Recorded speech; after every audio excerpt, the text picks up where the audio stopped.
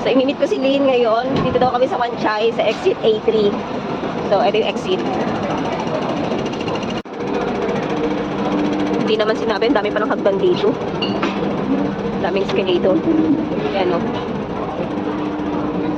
Diba? Pangalawang ano na to, escalator. So, nagagala lang naman kami, tapos kakain ng dinner. Yun lang, ganun lang kami mag-celebrate ng Christmas dito. Kasi dito sa Hong Kong, mostly yung mga Chinese, hindi naman sineselebrate talaga yung Christmas. Kasi ang sa kanila is Chinese New Year. Doon sila nagpapakabog, doon sila bongga sa Chinese New Year. Maraming mga eklabo dyan sa labas, gano'n.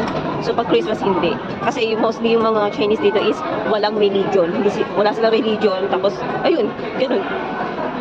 So, ayan, nakikita nyo, exit A. So, ang sabi kasi nila sa A3. So, ito yung A, exit A, tapos ayun yung A3.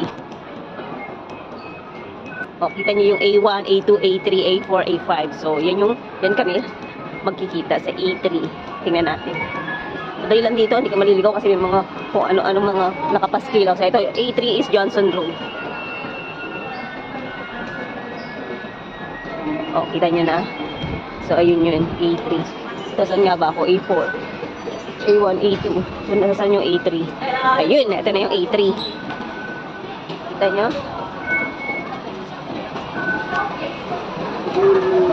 Dito na sila nag-iintay sa labas. Sabi niya kasi sa labas lang daw siya eh. So, ayan, try natin kung nandito nga ba siya talaga sa A3. So, tingnan natin, wala naman siya dito. O, ayan yung exit. A3. So, dito lang daw ako nag-intay. Masarap pa siya. Ay nako, itong Lynn, nandun pala sa restaurant sa Pizzano, ay sa Paisanos ba yun? So pupuntahan ko siya sa Italian restaurant. Akala ko naman doon kami magkikita sa may labas ng A3 sa train. Pala nandun siya sa loob ng restaurant. Ay. So ayan, puntahan ko na. So ayan na siya, ito na yung Paisanos.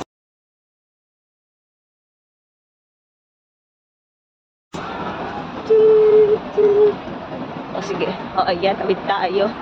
O, diba? Nasa loob daw siya eh. Saan ko siya sa loob? So, andito na tayo. So, ayan, papasok ko dito ako. Kasi pagpasok ko doon, wala naman siya. Ngayon, sabi, dito daw siya. So, tingnan ko nga sa loob. Pasok tayo. Excuse me.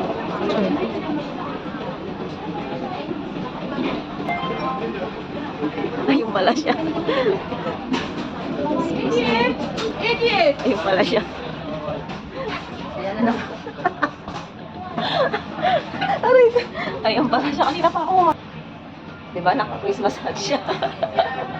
Merry Christmas, be. Merry Christmas. Akala ko naman kasi.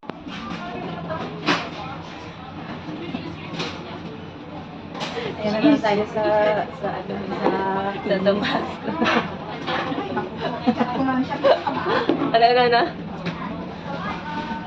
So, ayan, hinintay ko siya kumain. Kasi hindi pa pala siya kumain. So, hinintay niya ako. Akala niya, hindi pa rin ako. Kumain na ako kanina. So, ayan. Ako siya natako pagpakain. Ayan, ako siya natako. Dito ka kumain, pero sa labas ka bumili ng drinks. Wala, ano, bus na. Nakain ko na. Ito sa akin.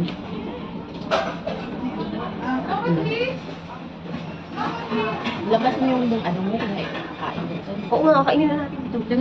Gumantika pa dito sa bag ko. 70, sabi ko 50 na lang yan. So, ayan, nandito na kami ngayon sa Paisanos Pizzeria. Ayan. So, ayan si Lynn. Oh. So, ngayon, nag-isip kami kung saan ang plano namin pupuntahan. Halika na, may